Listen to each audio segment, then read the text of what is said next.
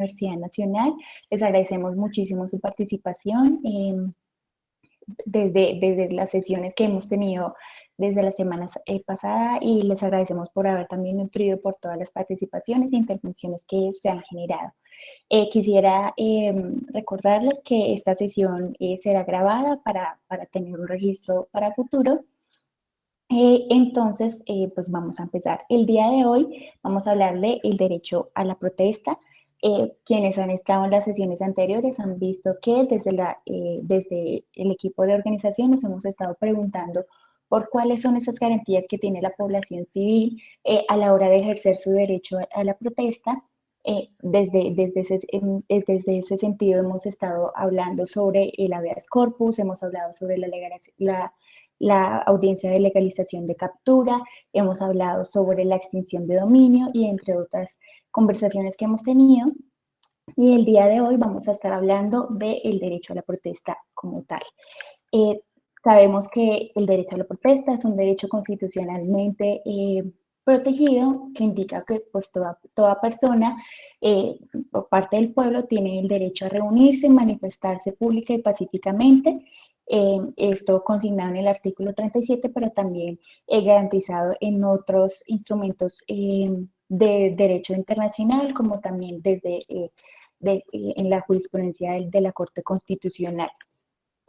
En el contexto en el que nos presentamos en este momento y desde donde nace la preocupación por tener este tipo de conversaciones, sabemos que pues, desde el miércoles 28 de abril, distintos sectores sociales, especialmente la juventud, pero también otro tipo de sectores sociales han estado haciendo presencia en las calles, responden en un primer momento por este llamado al paro nacional, principalmente por esta erradicación de una reforma a la ley tributaria que pues tenía muy poca participación y podía pues acentuar muchas desigualdades socioeconómicas, pero hemos visto cómo incluso pues desde que inició esta protesta han sido más y más los llamados que han convocado este tipo de protestas, este tipo de llamado a la protesta, al paro nacional. En esta situación de protestas, lo que hemos visto es que estas situaciones han continuado y han continuado las protestas, pero han sido en medio de graves violaciones de derechos humanos que han sido denunciadas por distintas organizaciones y también por la comunidad que ha estado presente pues en estas protestas como tal, así como ha sido el uso desproporcionado de la fuerza por parte de la policía, del ESMAD, de la fuerza pública, homicidios, desapariciones de los manifestantes, casos de violencia, de abuso sexual, lesiones oculares, detenciones arbitrarias, uso de armas de fuego y violencia desde pues, fuerzas públicas, pero también desde otro tipo de sectores que se han podido evidenciar como en distintos medios de comunicación, que parte también desde una propuesta de la ciudadanía a estar constantemente registrando lo que ha ido pasando. Todos los diagnósticos que se han presentado diariamente de la protesta no son nada satisfactorios, son diagnósticos muy preocupantes porque lo que se ha visto y que responde, digamos, a este tipo de charlas sobre las garantías de la protesta es que no hay garantías para ejercer el derecho a la protesta, y por eso, pues, en este momento estamos con la representación de dos organizaciones de derechos humanos que han estado como muy a la par pendiente de responder a estas demandas de las personas manifestantes que se han visto vulneradas en el marco de la protesta.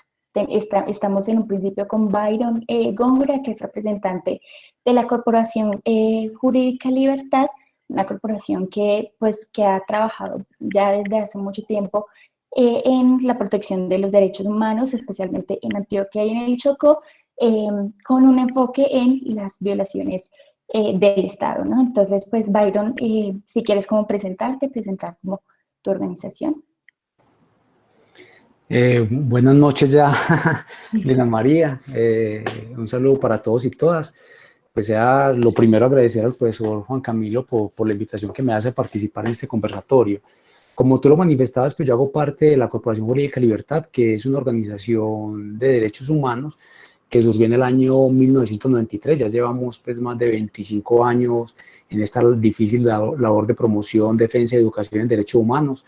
Digamos que en nuestro venir nosotros en la corporación hacemos muchas cosas porque nos ocupamos tanto de la defensa de personas perseguidas por motivos políticos, pero también tenemos un fuerte componente en lo que tiene que ver con la representación de víctimas de crímenes de Estado. Y también estamos trabajando actualmente mucho todo lo que tiene que ver con los derechos ambientales y lo que llaman pues los derechos, los DESCA, los derechos de los pueblos, y desde allí pues articulamos muchas labores de defensa del territorio. Listo, muchas gracias. También tenemos a Juana María Camila Denis y tenemos a Luisa María, que hacen parte de la representación de la Red Jurídica de Defensa de los Derechos Humanos Jaime Pardo Leal, perdón. Esta es una propuesta que nace en el marco de estas protestas actuales, una propuesta de la Facultad de Derecho de la Universidad Nacional. Entonces quisiera que Juana y Luisa María, por favor, se presenten su organización. Bueno, muy buenas tardes para todas y para todos. Para la red Jaime Pardo Leal es motivo de orgullo poder hacer parte de estos espacios.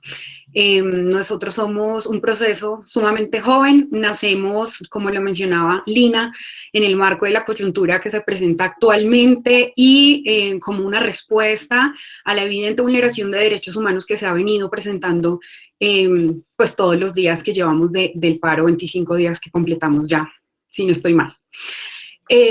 Nosotros y nosotras somos jóvenes estudiantes, egresados y egresadas, también de la Facultad de Derecho y de otras facultades, no solo de la Universidad Nacional, sino de otras instituciones de educación superior, que decidimos articularnos con el fin de dar respuesta para prestar nuestros servicios en la garantía de la defensa de los derechos humanos, pues como sabemos por las constantes violaciones que se han venido presentando a los mismos.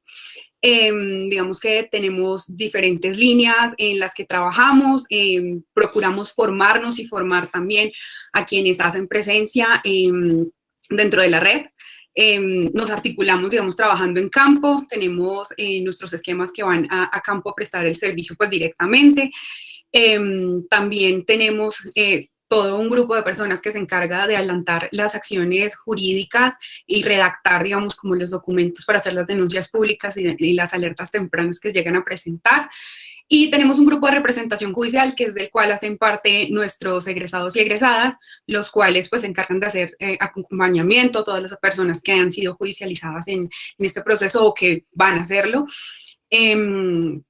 Tratando como de hacer un ejercicio de mostrar que hay un acompañamiento idóneo y que estas personas también tienen un respaldo, pues porque entendemos las condiciones de desigualdad que se presentan de parte de las instituciones y la complejidad que implica pues el actuar de la fuerza pública en este momento. Gracias, Juana. Luisa. Hola a todos y todas, mi nombre es Luisa María Pacheco, yo hago parte de la Red de Derechos Humanos Jaime Pardo Leal, pero también hago parte del trabajo con el Congreso de los Pueblos del colectivo Jesús María Valle Jaramillo, que lleva aproximadamente 10 años. Este colectivo pues nace en Medellín, pero hace poco, realmente hace aproximadamente pues lo que yo llevo de trabajo de derechos humanos aquí en Bogotá, nació la sede aquí en Bogotá. Nosotros, pues, como formación, digámoslo así, como parte del Congreso de los Pueblos, pues, la verdad, nosotros hacemos no solamente una articulación de lo que está haciendo ahorita la red Jaime Pardo Leal, sino también trabajamos en región, estamos cubriendo también muchos de los focos de la pandemia incluso, porque durante la pandemia, pues, nosotros hemos cubierto todas las protestas y todas estas manifestaciones que han habido, no solamente a nivel nacional, digámoslo así, en el marco del paro, sino también las que se han presentado a nivel popular, en los campesinados, en las negritudes, incluso los movimientos indígenas. Entonces, yo creo que muchas personas se cansaron, se cansaron de estar con los brazos cruzados dentro de este panorama tan denso que está, donde hay tantas violaciones a los derechos humanos, incluso a los defensores y a las defensoras no se les está respetando la labor. Entonces, simplemente lo que hicimos fue organizarnos y crear otra red que también pues se ha acogido mucho a este trabajo popular, ¿no? Porque esto es del pueblo y para el pueblo. Listo, Luisa, muchas gracias. La verdad, pues para nosotros era muy importante en esta cátedra pensada para el día de hoy escuchar eh, estos diagnósticos desde pues, estas organizaciones que han estado tan al pendiente de la situación, tan al pendiente de cómo se está tratando a la población civil en este momento, que están en un ejercicio de un derecho fundamental, de un derecho que, pues que es la base de todas las democracias y que permite pues que permite que el disenso tenga una postura como tan del pueblo, como tan civil. Entonces, nos parece muy importante. Les agradecemos nuevamente por su participación en este ejercicio. A los participantes, pues les recordamos que al final pues, de las presentaciones daremos pues, unos momentos para que podamos interactuar y para hacer preguntas y distintos comentarios, pero si en el momento de las discusiones surge alguna pregunta, también pueden dejarla consignada en la casilla de comentarios para que la atendamos una vez pues inicie este espacio de preguntas. Entonces pues ya quisiera iniciar. La idea es que pues cada ponencia tenga un aproximado de 15 a 20 minutos. Y quisiera pues empezar, ¿no? Como pues preguntarles sobre su diagnóstico, sobre su lectura desde el trabajo que han hecho en cada una de sus organizaciones del derecho, su diagnóstico sobre el derecho a la protesta, cuáles son, qué significa este derecho, qué significa el derecho a la protesta y cómo han visto ustedes estas garantías, pues si hay o no hay garantías, cuáles son las garantías que deberían existir en el marco actual de las protestas. Entonces, quisiera empezar, Byron, no sé si quieres empezar. Sí, muchas gracias, Ana María. Bueno, no, no mencioné ahorita que, bueno, la organización en la que nosotros trabajamos, que es la Corporación Jurídica Libertad, pues se encuentra articulada al Proceso Social de Garantías, que es una plataforma de organizaciones sociales y defensoras de derechos humanos que velan por todo el tema de garantías para defensores y defensoras y líderes y lideresas sociales.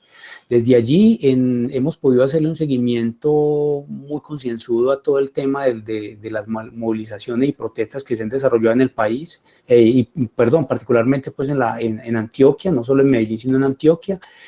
Y bueno, ha sido aterrador lo que ha sucedido. Efectivamente, durante estas manifestaciones no ha habido respeto de las garantías que establece nuestra Constitución y la ley. A propósito de hablar de garantías penales, efectivamente lo que hemos podido advertir es que la fuerza pública no está siguiendo ni está respetando estas garantías, sino que por el contrario lo que venimos advirtiendo es que vienen realizando diferentes acciones de facto en la cual está pasando por encima de todos los derechos fundamentales como la vida, están realizando actos de tortura, de desaparición forzada, agresiones sexuales. Entonces, claro, en lo que tiene que ver con tu pregunta, Lina María, el panorama es bastante oscuro. Efectivamente, no hemos podido encontrar por parte de las autoridades públicas ni por la fuerza pública una actitud que también permita el diálogo para poder tomar medidas que permitan volver las cosas como al orden y efectivamente volver a que la vida y las garantías de la movilización y la protesta puedan ser efectivas.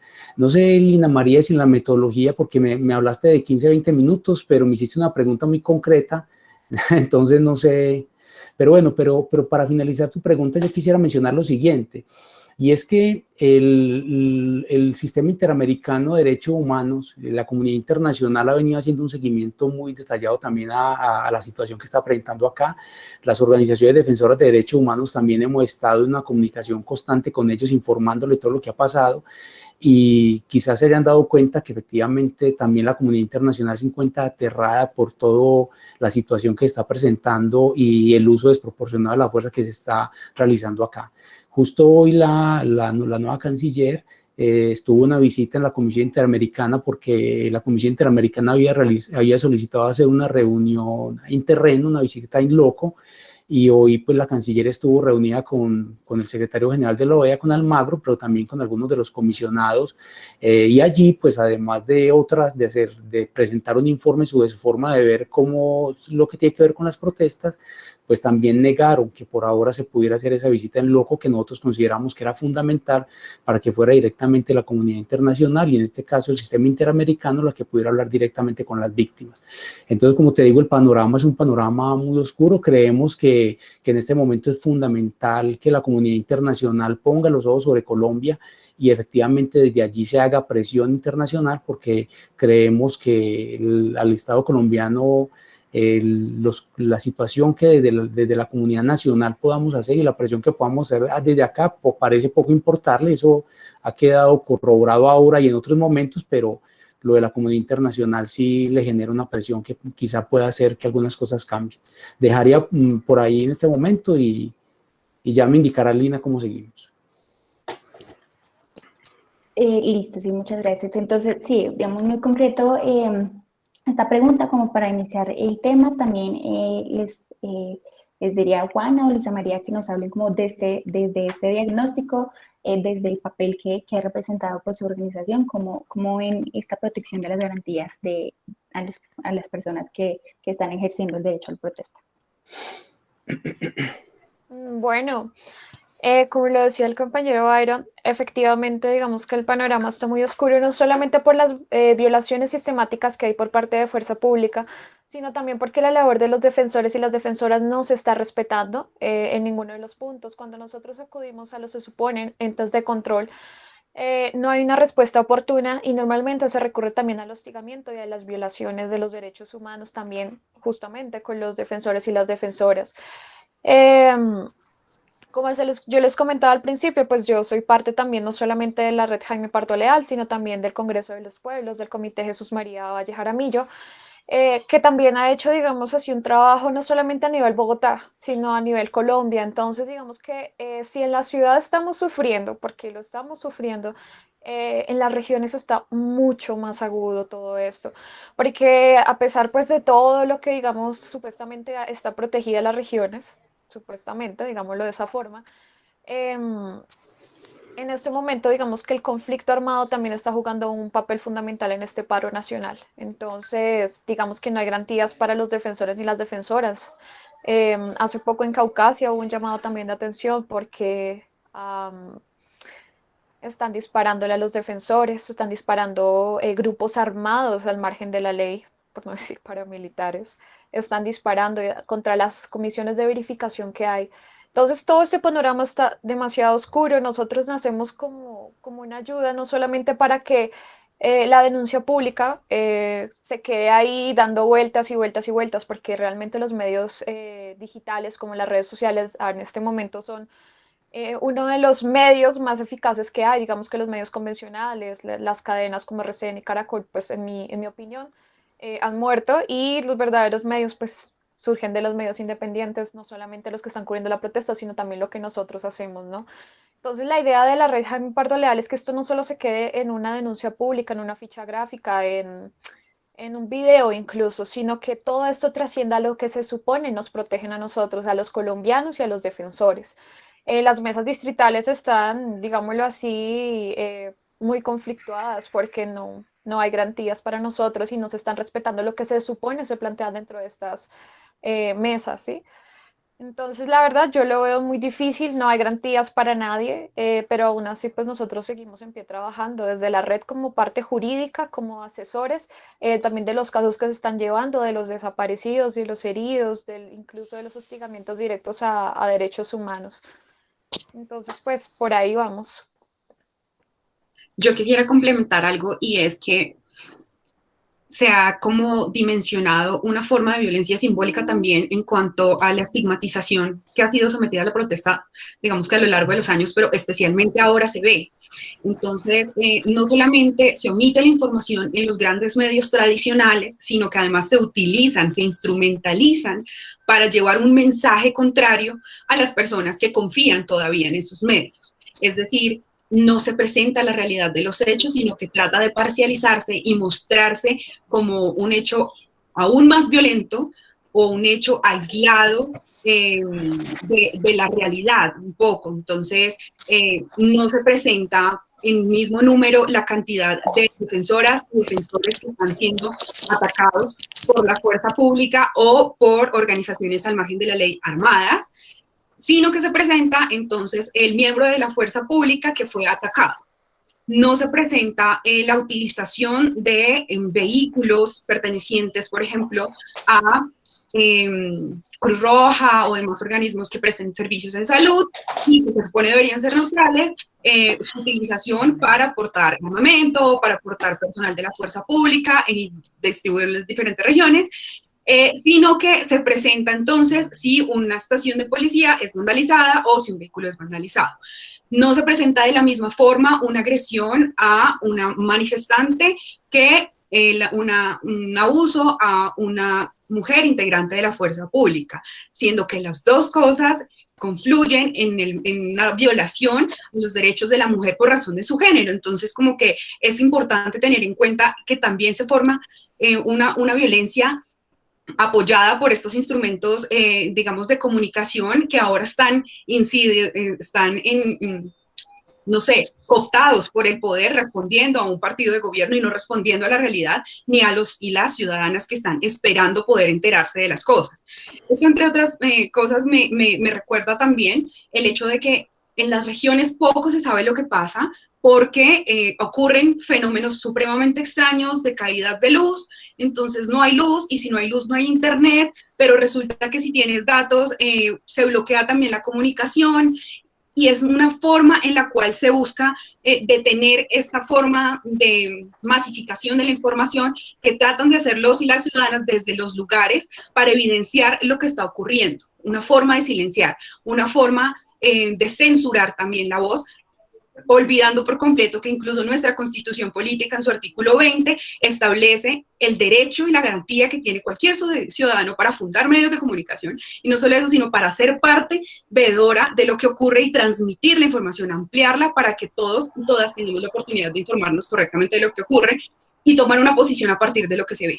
Entonces, eso me parecía importante mencionarlo porque creo que es algo que es un fenómeno nuevo en todo lo que está ocurriendo. Listo, muchas gracias. En estos, ya ahora sí, pues pasemos como a una intervención de 15, 20 minutos. Quisiera que ampliáramos un poco más esta información de el derecho a la protesta y sus implicaciones en el contexto actual. Esto pues desde también, desde esa lectura que ustedes pues han hecho a partir de sus experiencias como en su organización. Entonces, que podamos como abordar todos estos hilos que se van entretejiendo, que tienen que ver desde qué significa, ¿no? Qué ha significado la actuación de la fuerza pública, los medios de comunicación, como todos tantos hilos que se han visto como en el intermedio de esta situación. Entonces me gustaría que pudiéramos hacer esa conversación un poco más ampliada de la connotación, ¿no? Del derecho a la protesta. Entonces, pues ahí sí, Byron, te pediría que inicies y luego Juana y Luisa para que vayamos hablando. Ok, muchas gracias, Lina María. Bueno, yo en primer lugar quisiera mencionarles que la libertad de expresión es un derecho fundamental en la estructura democrática. Ustedes saben que el artículo 37 de la Constitución habla del derecho a reunirse, manifestarse pública y pacíficamente, y en ese sentido tenemos que decir que esa protesta está estrechamente vinculada a la promoción y a la defensa de la democracia. Y por eso los instrumentos internacionales le han dicho a los estados que ellos tienen la obligación de respetar y proteger, facilitar, proteger y garantizar el ejercicio de este derecho ciudadano. Esta garantía busca que a través de la protesta pacífica los ciudadanos puedan interceder, interferir, postular propuestas de cambio para intervenir en la política pública, y desde allí se puedan generar cambios que permitan en el contexto de nuestro país pues ir superando esta brecha social que hemos tenido y que ha generado incluso todas estas movilizaciones que se están dando. Entonces tenemos que decir que en estos sistemas democráticos el derecho a la protesta social, garantizar el derecho a la expresión, a la protesta, a la movilización, finalmente lo que constituye es un elemento fundamental para el mantenimiento del statu quo. Es decir, que finalmente las autoridades, al garantizar este estado, pues lo que buscan es que a través de medios pacíficos los ciudadanos puedan interferir en esas opciones de cambio, de movilización de la sociedad, para que no se presenten estallidos sociales que puedan generar cambios abruptos en el sistema económico y político. Pensaría uno que en esta lógica precisamente serían los estados los que tendrían que tener mayor interés en que efectivamente el derecho a la manifestación pacífica se pueda garantizar, como les digo, porque finalmente para ellos pues constituye una forma de evitar estallidos sociales que puedan generar cambios abruptos en los sistemas económicos y políticos.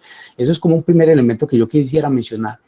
Y a continuación, pues manifestarles que yo quisiera centrar mi intervención en dos aspectos. Pues en primer lugar, hablar un poco de garantías, pero también quisiera mencionarles cómo el derecho penal ha venido siendo utilizado como una herramienta para restringir el derecho a la protesta social, cómo ha sido utilizado para criminalizar la protesta y efectivamente restringir este derecho. Entonces, en primer lugar, y hablando en clave de garantías, pues lógicamente el tiempo es corto y no podré referirme a muchos de estos elementos, pero sí quiero mencionar que para el Sistema Interamericano de Derechos Humanos, el ejercicio del derecho a la protesta ha sido una preocupación, y no solo una preocupación en Colombia, sino en toda América, porque ya hemos conocido casos que en Chile, en Ecuador, en Bolivia, en Venezuela, bueno, en muchos países de la región, pues se han dado estallidos sociales que han ido acompañadas de actividades que han sido bastante represivas y bastante desconocedoras de este derecho. Entonces el sistema interamericano ha hecho un seguimiento precisamente a estas situaciones que se han presentado y ha llamado a los estados, como les decía hace un momento, a que tienen que buscar y adoptar mecanismos para garantizar este derecho. En ese sentido, el sistema interamericano ha encontrado que se utilizan mecanismos para, de una manera velada, por una manera encubierta, generar obstáculos a la protesta social. Un mecanismo que se suele utilizar y que incluso pues en nuestro país es usado es la exigencia de lo que se llama el aviso previo, lo que termina constituyendo una autorización previa para la movilización. El sistema interamericano ha considerado que este aviso previo no puede constituir una forma encubierta de generar obstáculos a la movilización. Las autoridades suelen manifestar que este sistema de aviso previo es una forma que, por el contrario, lo que busca es poder generar las condiciones para proteger a las personas que van a hacer uso de la movilización. Sin embargo, lo que nosotros hemos podido advertir en la experiencia que tenemos es que este aviso previo termina constituyéndose, como les decía hace un momento, es un requisito para poderse movilizar, y que desde allí las autoridades hablan es de una autorización para la movilización. Esto es totalmente inaceptable, incluso las autoridades porque piden la autorización, pero a su vez lo que exigen es que también se diga quiénes son las personas que están promoviendo la movilización, que se identifique, también que se identifique pues las personas y organizaciones. Y con esto pues también se genera una amenaza de que en caso de presentarse disturbios o situaciones generadas por terceros, pues a las personas que promovieron la movilización pues podrían ser afecto de algún tipo de sanción. Entonces, como le digo, en clave de lo que establece el sistema interamericano, el aviso previo es autorizado, pero como les digo, siempre bajo la consideración de que no puede ser un mecanismo encubierto y que lo que tiene que constituir es un elemento para que sirva a las autoridades para proteger, no para restringir. A su vez, pues también han considerado que el hecho de que los organizadores de una protesta no hagan uso o no expresen esa notificación a las autoridades de la movilización, esto no puede constituir un mecanismo para que las autoridades ataquen la movilización y la desarticulen, ¿cierto? Porque en todo caso, en respeto a este derecho fundamental, que como lo he manifestado es un derecho de los más importantes en el sistema democrático, pues lo que debe primar es efectivamente el derecho a que la manifestación se pueda realizar. Pero también el sistema interamericano ha considerado que las personas que hacen uso del derecho a manifestarse y a protestar tienen todo el derecho a escoger el mensaje que va a ser emitido a través de la manifestación.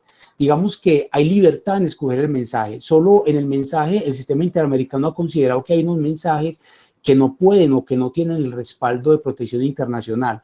Y básicamente son aquellos mensajes que son dirigidos a que sean propaganda a la guerra, apología al odio, que constituyen incitación a la violencia por razones discriminatorias como la orientación sexual, el género, la raza, la religión, la nacionalidad, entre otros. Pero al no tratarse de estos mensajes, digamos que los organizadores de la protesta, pues en uso del derecho a la expresión, tienen la total libertad de elegir cuál es el mensaje que pretenden emitir a través de la manifestación. Pero además tienen todo el derecho a elegir cuál es el tiempo y el lugar de la protesta. Se ha considerado que las calles y las plazas son lugares privilegiados para esa expresión pública y que en ningún sentido pues, se puede restringir el uso de estos espacios para hacer uso de la manifestación. Pero además, en lo que tiene que ver con elegir el método de la protesta, los manifestantes pues, podrán tomar la determinación de hacer una marcha en silencio, sentarse, arengar. Eso hace parte del derecho a escoger el modo de la protesta.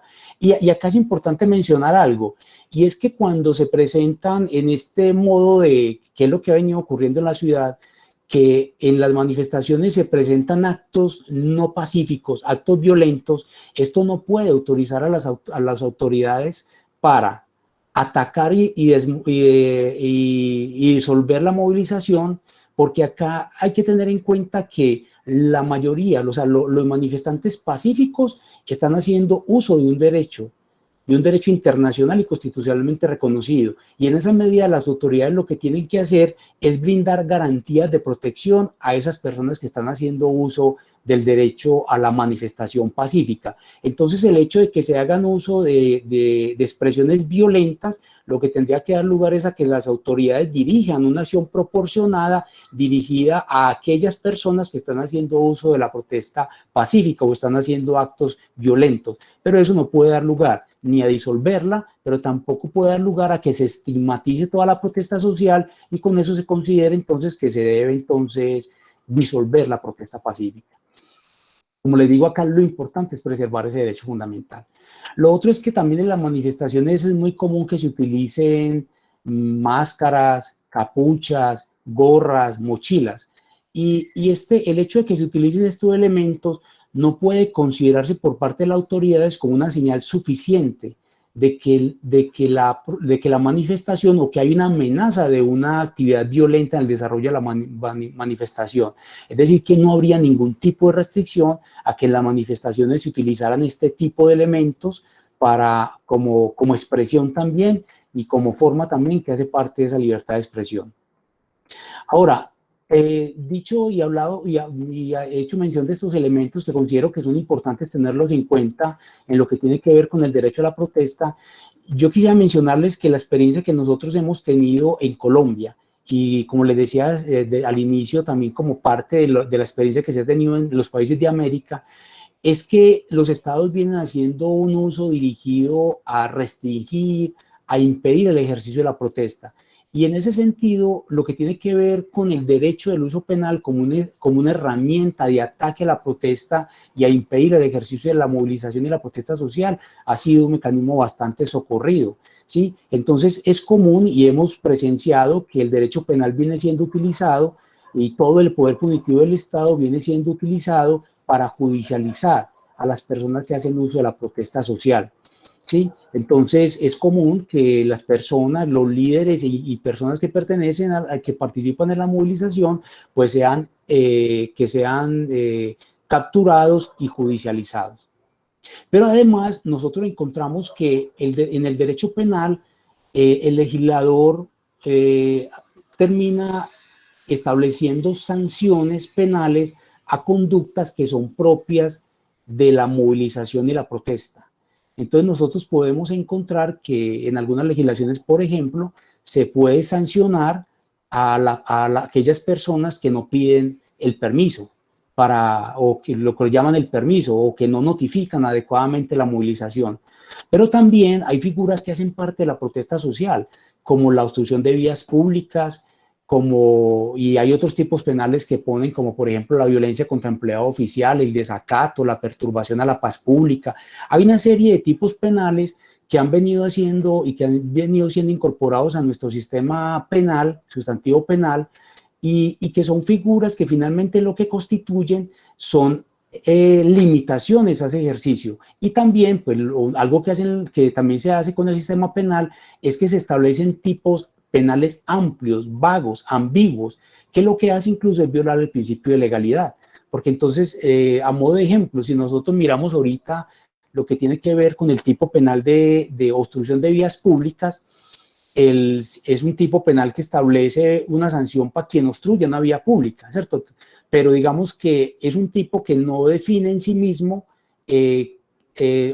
percátese en que finalmente cómo hacer una movilización sin obstruir una vía pública. O sea, es una conducta que es propia de las actividades de la manifestación y la protesta. Entonces, digamos que ahí podríamos ver dos situaciones, que se penaliza una conducta que es propia de la protesta, pero además que si miramos la forma como está tipificada la conducta, lo está de tal manera que establece unos conceptos que son abiertos, vagos, que no permiten establecer entonces cuando una obstrucción de una vía pública tiene ese carácter de ilicitud y cuando no lo es. Entonces, digamos que ahí, en lo que tiene que ver con nuestro sistema, valga la pena mencionar que la Corte Constitucional ha analizado este tema y ha establecido, le ha tocado entrar a la Corte Constitucional a explicar cómo debe ser entendido este tema de la obstrucción a vía pública, bajo el entendido que esa obstrucción tendría que ser a través de medios ilícitos. Pero entonces digamos que en esa lógica, la obstrucción de una vía pública por unos manifestantes per se no constituiría entonces una actividad que sea ilícita. De otro lado, también es importante mencionar que desde el proceso penal nosotros nos encontramos que los actores involucrados en el proceso penal, como por ejemplo los fiscales, muchas veces hacen un uso excesivo del derecho penal como una forma de perseguir a los manifestantes. Entonces nosotros ahí nos encontramos que incluso funcionarios públicos que hacen parte de la rama, funcionarios como los fiscales, en ocasiones se han prestado incluso para establecer o construir declaraciones fraudulentas en contra de manifestantes para desde allí justificar la persecución penal, ¿sí? Pero también que a través en las audiencias, por ejemplo, preliminares, que hacen un uso excesivo de las figuras para solicitar, por ejemplo, la prisión preventiva. Entonces, miren que nosotros ahí podemos advertir un uso desproporcionado del derecho penal con el fin de perseguir a los manifestantes, a los líderes de los manifestantes. Pero también vemos que hay actividades de estigmatización de las personas que hacen parte de la movilización y a sus líderes. Entonces, sin que haya una decisión judicial, encontramos declaraciones de funcionarios públicos que los tachan como criminales, que los tachan como terroristas, y desde allí, bueno, incluso, lo hemos visto también actualmente, ahora que desafortunadamente tenemos la Fiscalía y los organismos de control bajo la ejidad del gobierno nacional, pues también nos encontramos declaraciones, por ejemplo, del fiscal general o de la Procuraduría, de la señora Procuradora, que son bastante estigmatizantes de la labor que están cumpliendo los manifestantes, incluso muchas veces los defensores y defensoras de derechos humanos. De otro lado, quisiera mencionar que también a través de las labores de inteligencia, o sea, las labores de inteligencia pues son labores que el gobierno nacional adelanta, digamos que en la persecución de la criminalidad, pero lo que vemos es que están realizando labores de inteligencia en contra de las personas que lideran las movilizaciones sociales, pero también de los integrantes, lo que constituye también una forma de amedrentar a las personas que participan de estas manifestaciones. Entonces, como podrán ver, efectivamente en nuestro sistema, la utilización del derecho penal como una forma de perseguir a la protesta social, como una intención de estigmatizar y de evitar que la manifestación social se pueda realizar, ¿sí? Y con ello, pues evitar cualquier cambio democrático que se pueda dar en el país, pues es una constante. Y desafortunadamente, como les digo, el derecho penal, pues viene siendo usado y abusado para evitar el ejercicio de este derecho. Muchas gracias. Muchas gracias, Byron. Juana y Luisa María, no sé quién quiere empezar. Bueno, pues yo creo que la exposición que hace Byron es supremamente completa. Ya tenemos un panorama bastante detallado de lo que significa, digamos, la protesta. Agregaría cosas muy puntuales, por ejemplo, el hecho de entender que la existencia de este mecanismo para hacer escuchada la voz de la población es la garantía del equilibrio y la conservación de la democracia, ¿no? Entonces, así como Byron también lo decía, también habría que ver por qué no hay interés de parte del Estado para conservar este medio. No sé, son preguntas que surgen después de hacer un análisis concienzudo de lo que significa en realidad el derecho a la protesta. Ahora, se tiene el derecho a manifestar libremente un descontento, porque es precisamente de ahí que surge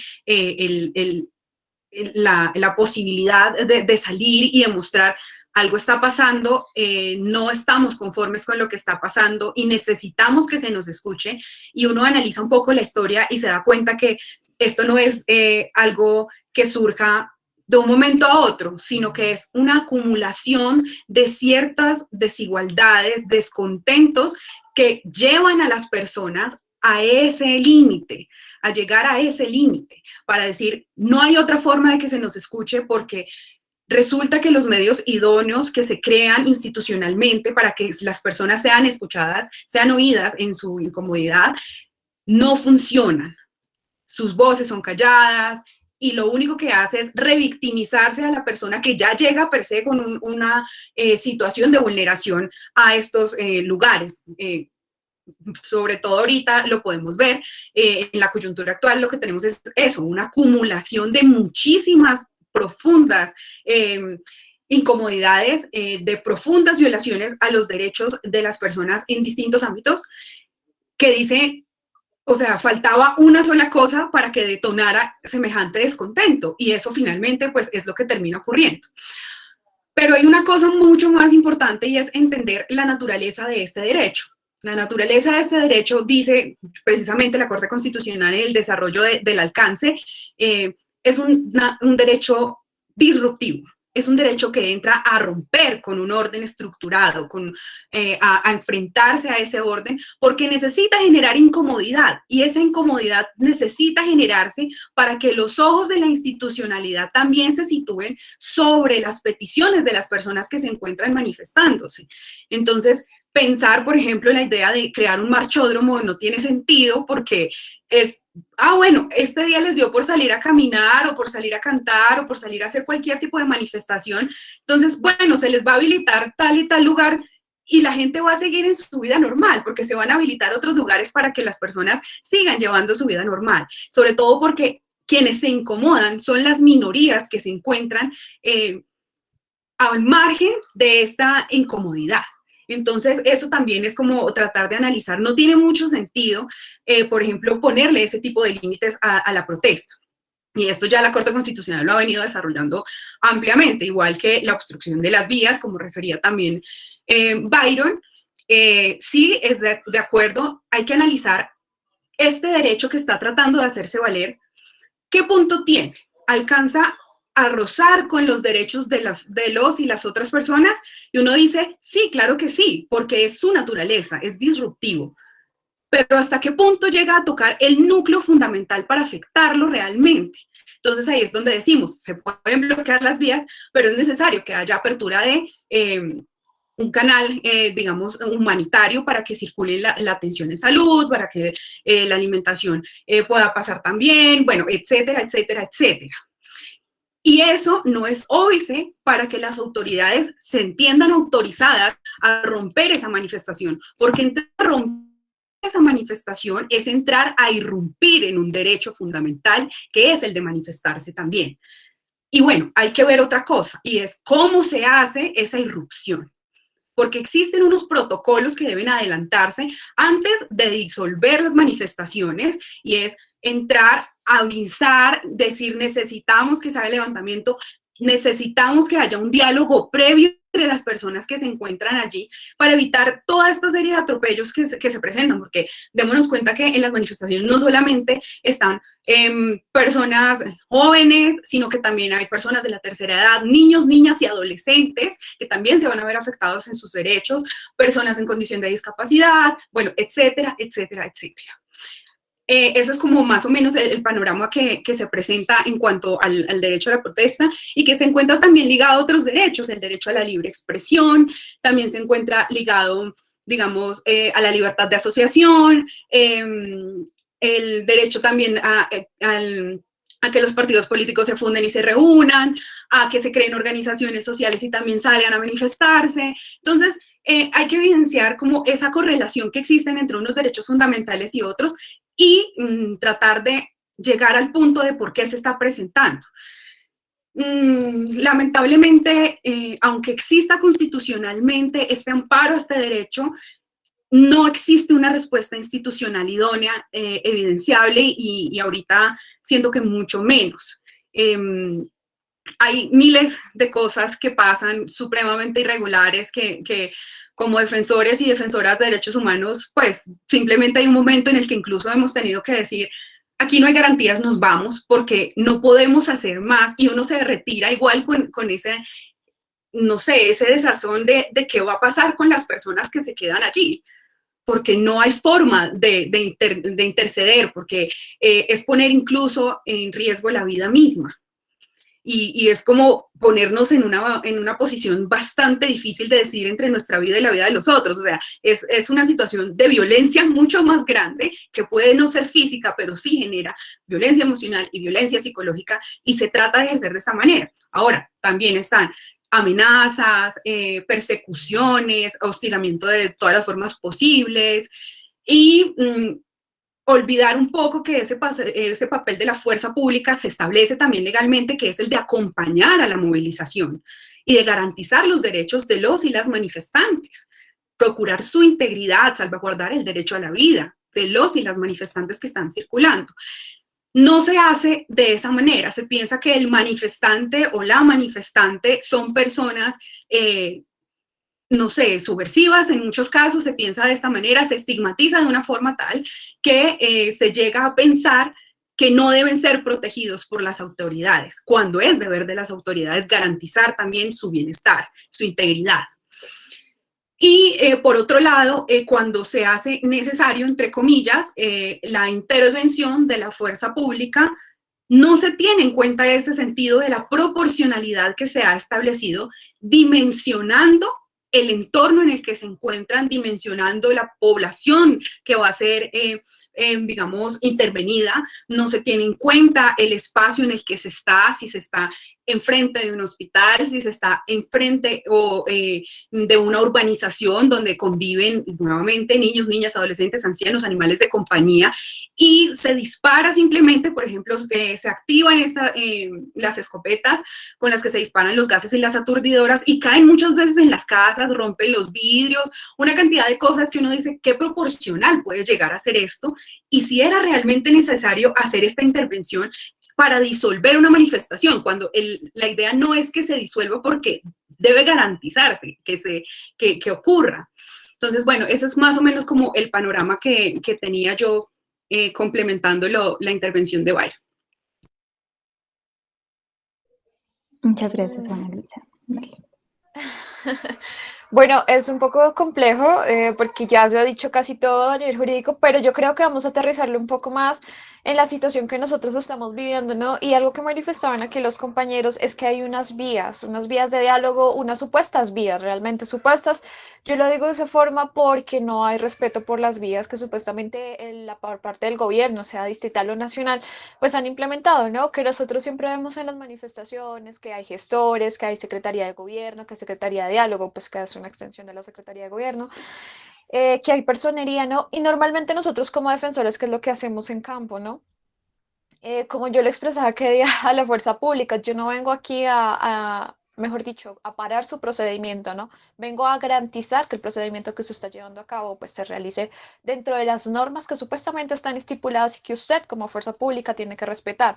Y al mismo tiempo reconocernos a nosotros, los garantes de los derechos humanos, sea una organización no gubernamental o sea incluso del distrito, pues que haya respeto y que nos dé los datos, ¿no?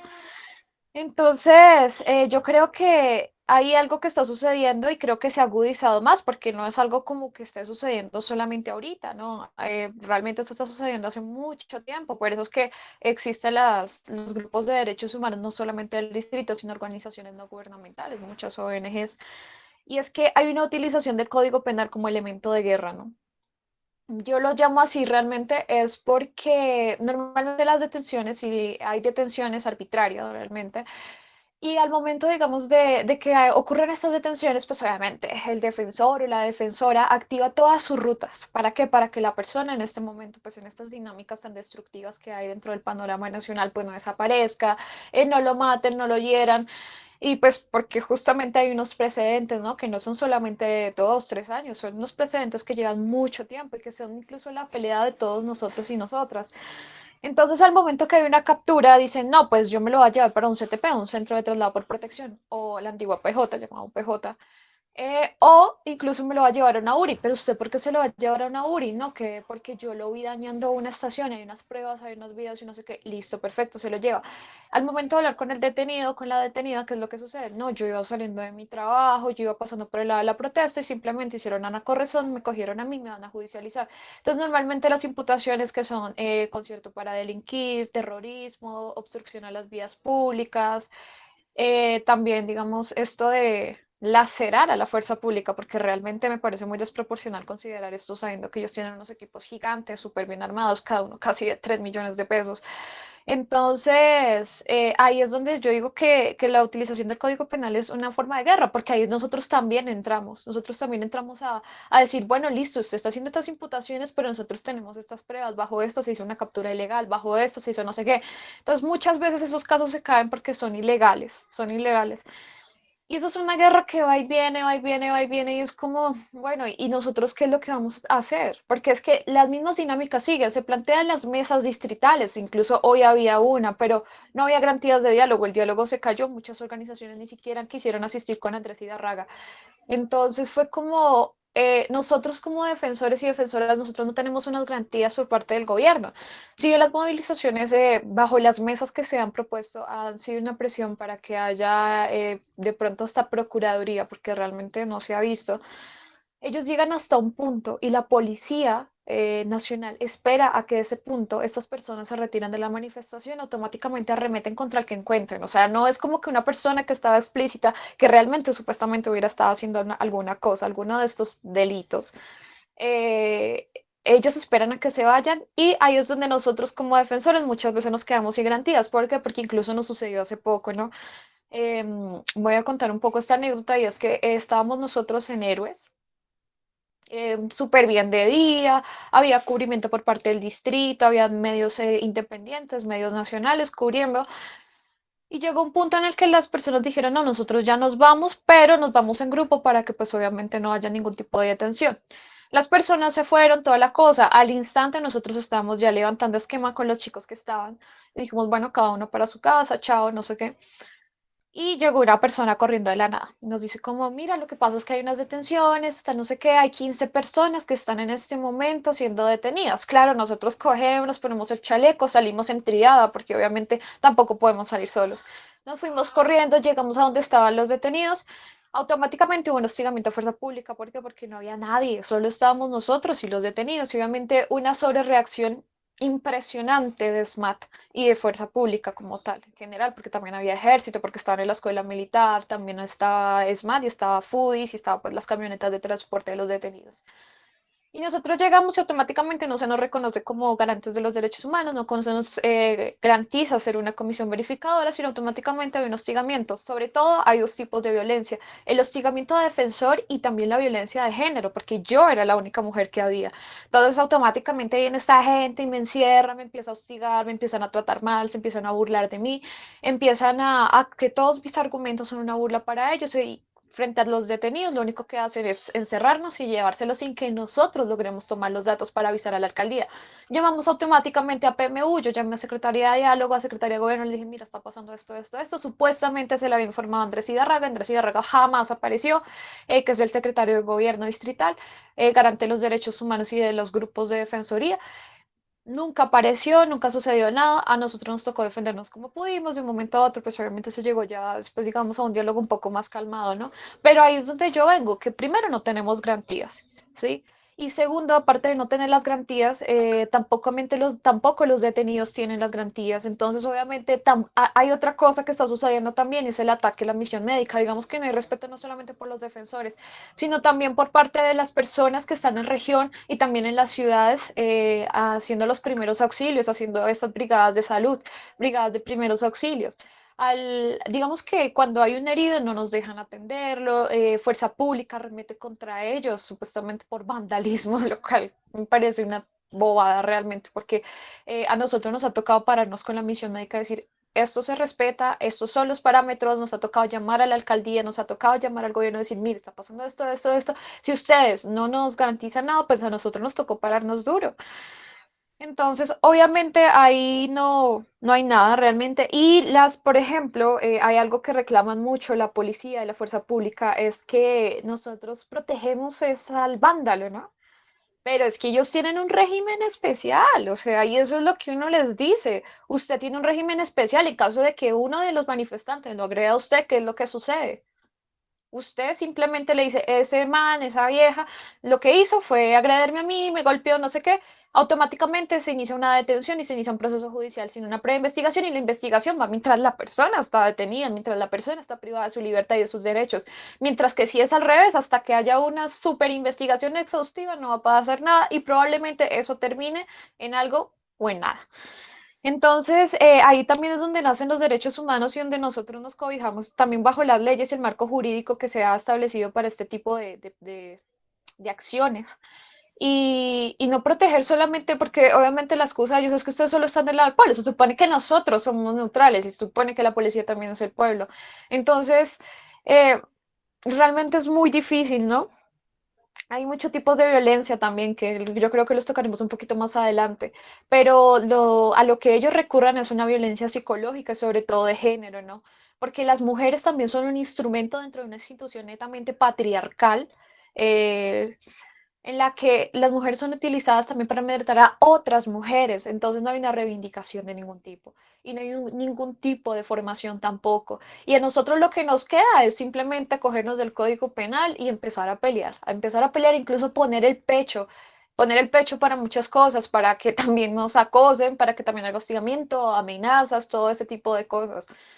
Entonces, yo creo que desde ahí es un poco difícil también, incluso hablando también de la capucha, tocando un poco el tema de la capucha. La capucha no nace porque sí, realmente, nace porque justamente el terrorismo al que nos ha ejercido el gobierno, en el que nos ha puesto el gobierno, pues obviamente nos hace utilizar una capucha, ¿sí? A nosotros el pueblo me refiero, nos hace utilizar una capucha ¿para qué? Para que no hayan amenazas, para que no sepan quiénes somos, ¿sí? Y que rastreen nuestra vida total y que lleguen y nos amedrenten, nos asesinen, nos desaparezcan, nos hostiguen, ¿sí? Entonces también el uso de la capucha es legítimo. Deslegitimar el uso de la capucha es deslegitimar todo un contexto histórico. Y ahí también está la pelea de muchos defensores de defensoras de derechos humanos, porque es como, sí, es una persona encapuchada, ¿y cuál es el problema? En este momento está rompiendo alguna ley, está haciendo algún acto de terrorismo, algo que agreda a los manifestantes. No, solamente tiene una capucha. Y entonces eso ya es para que monten todo un esquema judicial, ¿no? Uf, es muy difícil, en serio, es muy, muy complicado cómo está el panorama nacional, pero pues finalmente, como les llevo diciendo, nosotros seguimos en pie de lucha para evitar que incluso hayan en este momento desaparecidos y más muertos, ¿no? Llevamos en tiempo real aproximadamente 50 muertes, si no estoy mal, pero todos los días se va actualizando y va subiendo esa cifra. Hay desaparecidos, en este momento han aparecido gente pues desmembrada, muerta, los desaparecidos que nosotros tanto buscamos. Entonces también nuestra misión es esa, que no desaparezcan las personas y que también hayan garantías por parte de un marco jurídico y distrital. Listo, Luisa, muchas gracias. Bueno, creo que antes del punto siguiente quisiera como también manifestar desde, digamos, desde la especialización en instituciones jurídico-penales que hemos también compartimos esa preocupación de cómo el derecho penal se convierte en este instrumento que, pues, que sostiene las no garantías frente a las personas manifestantes. Por eso de nuevo extiendo la invitación a que nos acompañen en las siguientes sesiones. Ya al final les indicaremos cuáles son, y que pues a las que no hayan podido asistir crearemos, pues compartiremos las grabaciones, pero también crearemos una serie de infografías que nos permitan a nosotros informarnos sobre cómo podemos también nosotros informarnos sobre el derecho penal y cómo podemos un poco movernos en este ámbito, siendo uno pues, de los elementos que más está siendo usado como forma pues de represión a este tipo de actos. Luisa trae un tema que me gustaría como profundizar más en este momento, y es el de pues lo que ha sido las violencias basadas en género, ¿no? Pues entendemos a violencia basadas en género a cualquier acto o cualquier omisión que pueda causar distintos daños o sufrimientos, tanto físicos, sexuales o psicológicos, a las mujeres, pero también a personas de orientaciones sexuales diversas, de identidades diversas, y es algo que últimamente pues nos está preocupando también mucho a nosotros. Quisiera como que viéramos cuáles son estas implicaciones de las violencias basadas en género en la protesta social. Hemos visto que pues las distintas herramientas y digamos los distintos elementos que hemos mencionado son unas lógicas que se mantienen en estigmatizar, en callar, digamos, lo que significa este derecho a la protesta, pero también hay una connotación en lo que significan estas violencias basadas en género, una connotación que va dirigida, que también tiene como un mensaje como muy directo. Eso quisiera que habláramos también un momento, y ya abrimos como paso a otras intervenciones. Entonces, pues quisiera como darle la palabra primero Juana y Luisa María para que hablen, y después Byron que hable al respecto. Bueno, pues este es un asunto bastante delicado. Digamos que en el marco de la protesta se ha venido agudizando cada vez más, y yo creo que el principal detonante de todo esto es, de un lado se cometen este tipo de abusos y de violencias basadas en género, y entonces como estamos en una lógica de bandos,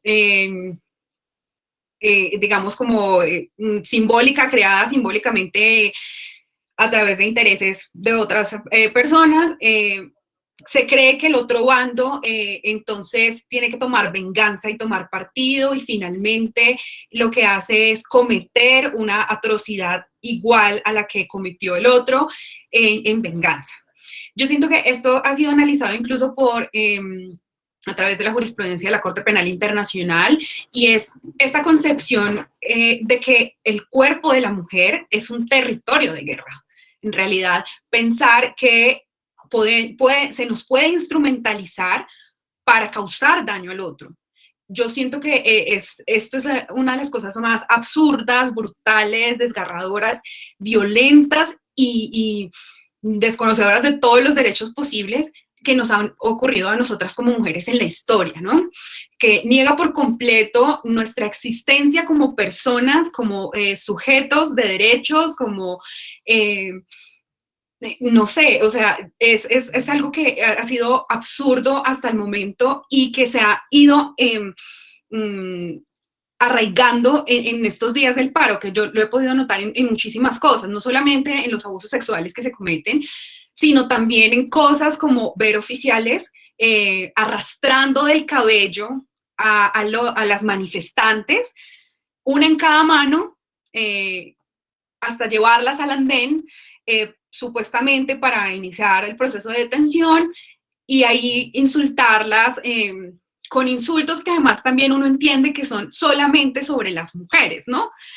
No voy a repetirlos acá, evidentemente, porque no tendría sentido hacerlo, no, de mi boca no deberían salir este tipo de cosas, porque me parece terrible dirigirse a una mujer en esas palabras peyorativas, denigrantes y bajo todo contexto muy violentas, pero se ve, eso es lo que se ve. se ve también con las defensoras de derechos humanos en la forma en la que se les trata, cuando se les niega su papel, su rol dentro de la sociedad, es decir, ellas llegan a intervenir e interlocutar con el agente de policía y el agente de policía coge con su mano y le hace esto, invisibilizando lo que está haciendo esta mujer. Y a veces eso no ocurre con los hombres que están en los esquemas de derechos humanos. Entonces uno dice, ¿por qué está ocurriendo esto?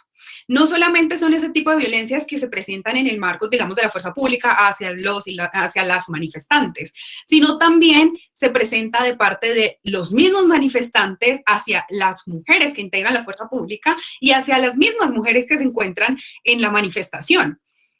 Esto es algo que yo siento pertenece a la sociedad, no solamente se da en el marco del paro nacional, es una realidad que hemos tratado de venir evidenciando a lo largo de los años como una propia lucha reivindicatoria de los derechos de las mujeres y que solamente se ve como que se agudiza en estos momentos de tensión, como que se tiende a olvidar el respeto por estos derechos y a invisibilizar nuestro rol como mujeres dentro de la sociedad, que también disentimos, que también tratamos de manifestar y también estamos muchas veces luchando por los derechos de la sociedad en la que habitamos y que también nos pertenece.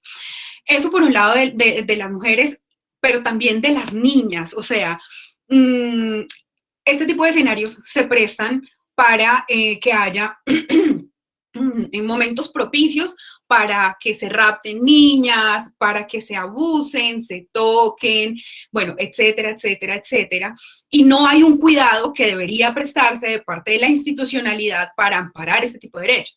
Resulta que se llega a denunciar y entonces, como ya sabemos, existe un protocolo de atención a víctimas de violencias sexuales y violencias basadas en género, pero ese protocolo también se invisibiliza porque como la persona se estaba manifestando, como la mujer se estaba manifestando, entonces trata de violentársele nuevamente, impidiéndosele tener acceso a ese protocolo, se le burla, no se le cree, se le pone a dar vueltas, bueno, etcétera, etcétera, etcétera.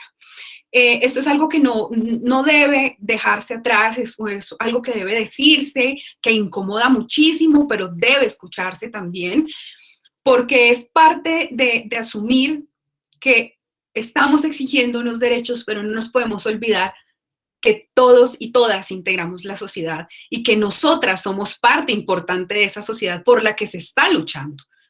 Entonces, ese es como mi panorama y siento que algo muy, muy violento que se utilizó, se está utilizando es incluso en medio de, como lo decía Luisa, esta institución patriarcalizada que es la policía, utilizar a estas mujeres que hacen parte de la institución para violentar a otras mujeres.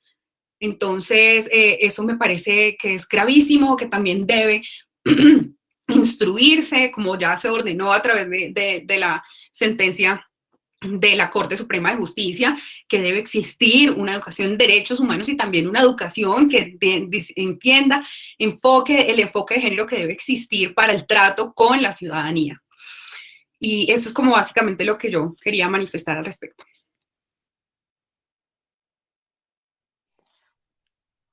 Bueno, lo que dice mi compañera es muy cierto. El cuerpo de la mujer, entiéndase primero como territorio, es un territorio y una construcción no solamente social y dentro del contexto político en el que vivimos, ¿no? Sino también es una construcción de cosas y de incluso modismos, esquemas mentales que se han ido proyectando a lo largo de los siglos. Pero incluso estas coyunturas sacan a la luz algo que, vuelvo y digo, o sea, todo lo que está sucediendo no es algo como que esté sucediendo ahorita, es algo que ha sucedido durante mucho tiempo, ¿sí? Y por ese tipo de cosas es que han nacido derechos humanos, es porque ha nacido gente voluntaria, porque a nosotros no nos pagan. Entonces, justamente el primero, yo pienso que es de las cosas más violentas que hay, es que no hay... presencia de fuerza femenina en este tipo de circunstancias, ¿no? Como les comenté, pues la dificultad que yo tuve hace días con mi esquema pues cuando a mí me hicieron la requisa no había ni una sola mujer. Y cuando yo pedí la presencia de una mujer, se me violentó de una manera, o sea, me gritaron inmundo, me trataron súper grosero y me dijeron, pues si quiere, yo le mando una mujer para que la requise y la manosee, fue lo que me dijeron. Y yo le dije, "Pues, o sea, yo estaba súper molesta, pero pues mi prioridad era atender a las personas que estaban ahí. Entonces, obviamente, yo no pude, digamos, tener una reacción oportuna. A lo cual, dentro de eso, yo también me sentí violentada y me dieron hasta ganas de llorar, sinceramente, si se los digo. Porque esta institución está programada para ejercer este tipo de violencias psicológicas, ¿sí? Para oprimir a la persona que está ahí, para oprimir a las mujeres, sobre todo, utilizar a las mujeres como una guerra prácticamente. Y los principios de formación pues, de esta institución son patriarcales, son imperialistas, son machistas. Entonces el hecho de que una mujer los rete, el hecho de que una mujer se les pare, como solemos decir, pues obviamente va a sentir inferiores a estas personas y van a generar unas reacciones muchísimo más violentas. Y no solamente eso, sino también un poco pensar qué instituciones son las que están cubriendo este tipo de casos, qué instituciones son a las que nosotros recurrimos, ¿no? Porque en este momento hay algo y una inconformidad y quizás una de las problemáticas más grandes que nosotros planteamos cuando tenemos los PMU con la alcaldía y es como, o sea, en este momento hay varias violencias basadas en género, no solamente a mujeres, sino a personas LGBTIQ, porque como les digo, esto es una entidad netamente patriarcal y la respuesta muchas veces de la alcaldía es, ahí está la Secretaría de la Mujer, remitan los casos a la Secretaría de la Mujer. Claro, nosotros remitimos los casos a la Secretaría de Mujer, pero a menos de que tú seas una defensora que está generando una presión constante, no hay una respuesta, ¿sí? No hay ningún tipo de respuesta. Solamente dicen, sí, vamos a hacer la denuncia a fiscalía, vamos a hacer valoración por medicina legal por parte de psicología, a ver qué es lo que ha sucedido, pero eso solo sucede con las defensoras y porque las defensoras están ahí tratando de pelear realmente, porque nosotros tratamos de buscar un tipo de cobijo, por decirlo así, pero a las manifestantes, mujeres, niñas, adolescentes, hay una violencia recurrente y no hay una respuesta. Entonces, esa es también otra de las peleas que nosotros estamos cursando en este momento en el marco del paro nacional, porque como lo hemos visto incluso en noticias, porque no solamente, o sea, no hablo de noticias de televisivas, sino todo lo que nosotros estamos rotando a través de los medios de comunicación, como las redes sociales, o incluso pues también WhatsApp y todo este tipo de cosas, Telegram. Nos hemos dado cuenta que lo que hacen en este momento es capturar a las mujeres y provocar un dolor y una furia aún mayor en el pueblo colombiano, porque en este momento hay una reivindicación del poder femenino, de los movimientos feministas, ¿sí? Porque hablo de feministas porque no solamente hay un tipo de feminismo reivindicándose en este tipo de cosas. Entonces, la lucha de estos feminismos va en contra de estas violencias que están haciendo y a veces yo creo que lo hacen de aposta, o sea, suena un poco chistoso, pero siento que lo hacen de aposta porque lo que hacen es provocar una furia mucho mayor y generar o sea, hacer un tipo de violencia y replicar una violencia patriarcal. Entonces, lo que decía también mi compañera con cuanto a esto es que las mujeres son instrumentalizadas como elemento de guerra contra otras mujeres dentro de la institución, ¿sí?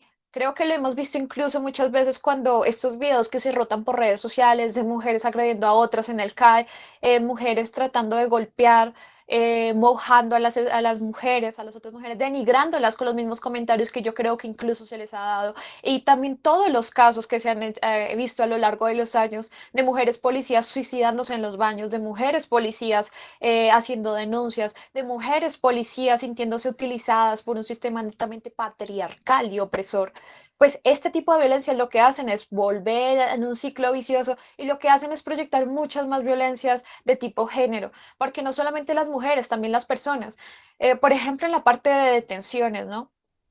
En la parte de detenciones, cuando las hacen a personas que están protestando de identidad trans, por ejemplo, son muy desgraciados, por decirlo así, con las personas trans. Obviamente, cuando se hacen los traslados, está estipulado que se haga una separación por género, ¿no? Por género, no por sexo.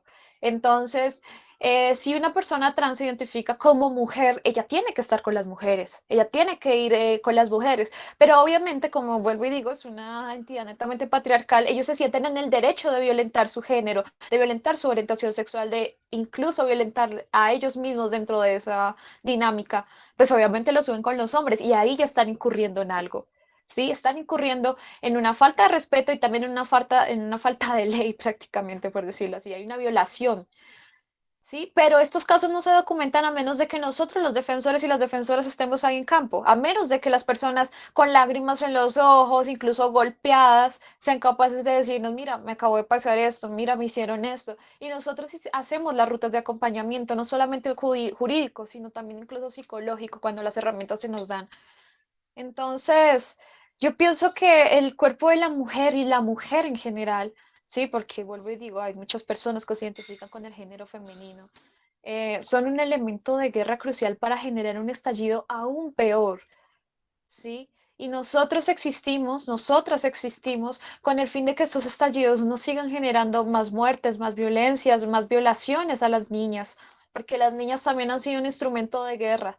Las niñas, cuando las ven pequeñas, cuando las ven simplemente por ahí, porque es que es su territorio y tienen derecho a andar en su territorio rural, sobre todo rural, porque esto se ve muchísimo en la ruralidad, sobre todo en las minorías y las personas vulnerables, que las minorías obviamente se entiende como indígenas, como negritudes, como campesinado.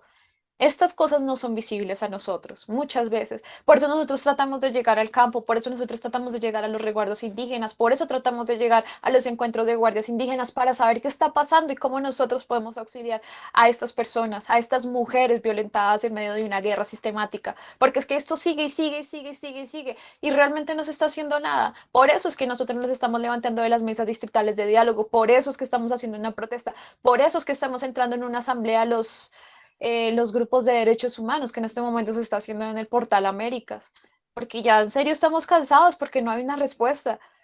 Entonces, yo creo que eso es lo que tengo por decir en cuanto a eso, seguirle trabajando, seguir forjando, seguir incluso informando acerca de esto y generar la mayor indignación posible, porque es que la presión es lo único que nos está funcionando, ni siquiera el marco legal nos está funcionando, ni siquiera eso, porque la respuesta de la Procuraduría, de la Fiscalía está siendo muy lento.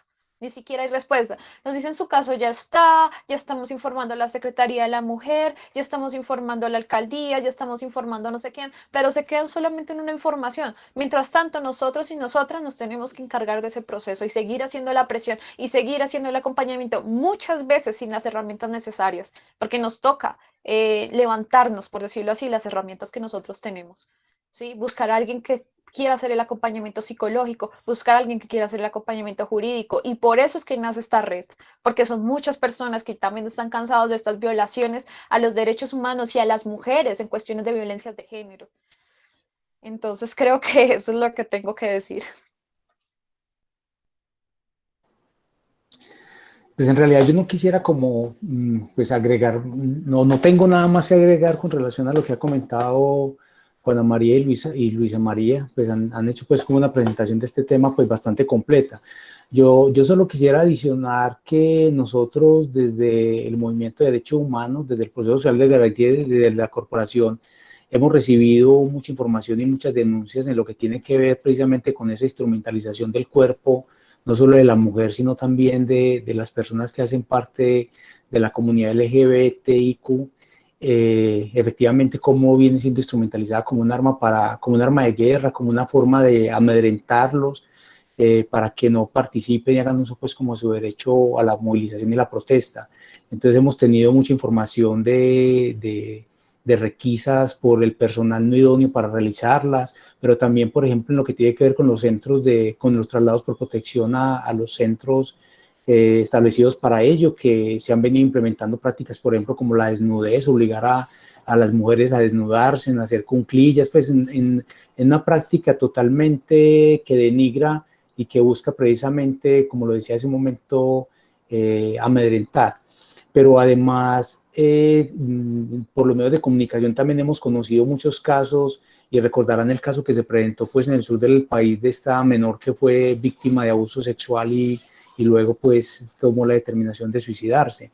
Es decir, cada vez viene siendo mucho más carrera pues esta práctica de esta violencia basada en el género y la violencia sexual como método, precisamente como un instrumento como un instrumento de guerra.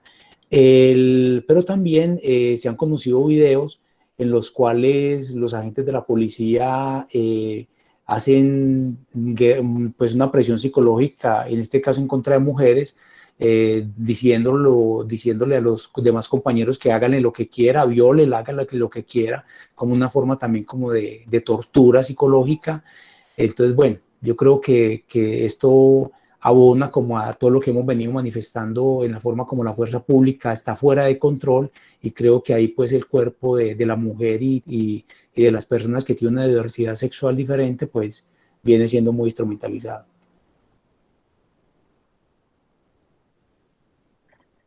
Listo. Listo. Mira, listo, muchas gracias, Byron, muchas gracias, Juan y Luisa. Creo que ha sido un espacio muy importante.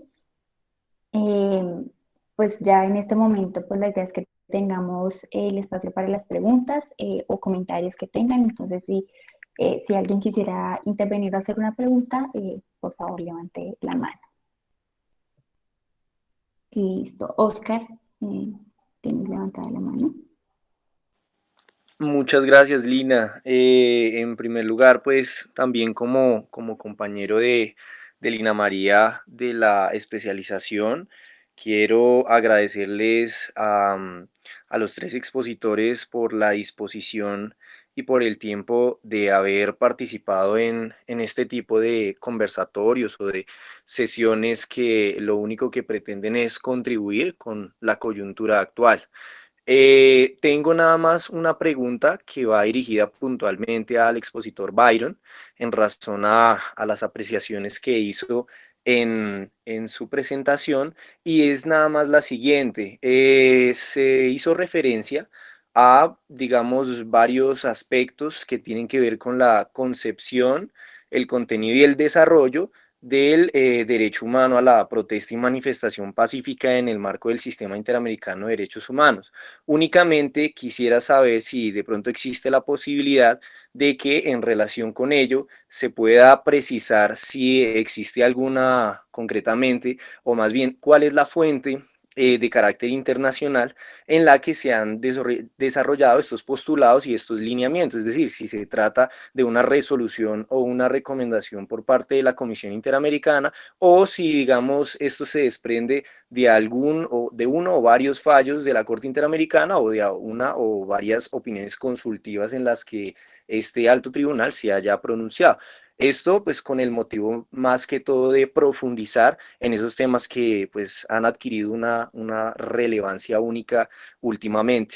Y de resto pues agradecerles en verdad por la participación en este tipo de escenarios académicos que son los que han intentado impulsar la especialización de la Nacional.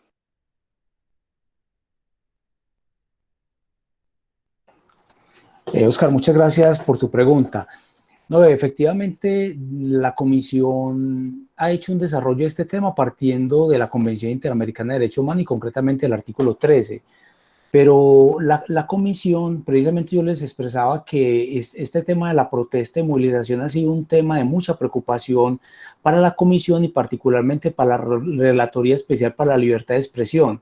Y esto dio lugar a que ellos en el año 2019 hicieran un informe que se llama Protesta y Derechos Humanos, donde ellos se ocupan de examinar los estándares sobre los derechos involucrados en la protesta social y las obligaciones que deben guiar la respuesta estatal. Como te digo, esto fue un documento que fue trabajado desde la Relatoría Especial para la Libertad de Expresión. Incluso si es interés de ustedes conocer y trabajar este tema, yo se les podría compartir este texto, que ustedes ahí van a encontrar un desarrollo bastante amplio por parte del Sistema Interamericano sobre este particular. Entonces lo pongo a disposición y entonces yo se lo hago llegar a Lina María para que se los comparta a ustedes. Listo, muchas gracias. ¿Alguien más tiene alguna pregunta o comentario?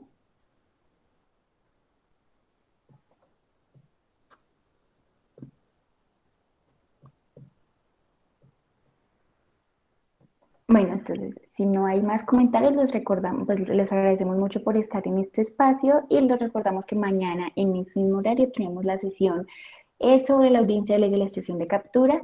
Entonces, pues los esperamos ahí. De nuevo, a Juana María, Luisa María de Byron, muchas gracias por su participación. Y nada, esperamos como seguir conectadas y conectados en este tipo de espacios que que nos ayudan a tener una visión más amplia de la realidad que estamos viviendo. Muchas gracias. Muchísimas Gracias. gracias. Hasta luego, que estén bien. Hasta luego. Hasta luego, Muchas Juan gracias. Andrés. Gracias.